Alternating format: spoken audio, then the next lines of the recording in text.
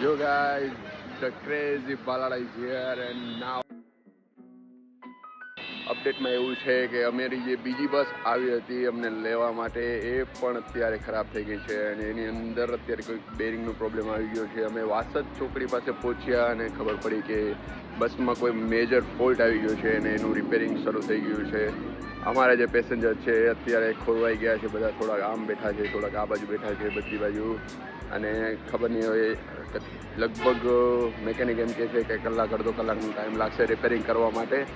થઈ જાય પછી તમને જણાવું કે કેટલી વાર લાગી શકે છે અને શું અપડેટ છે આગળની. Thank you.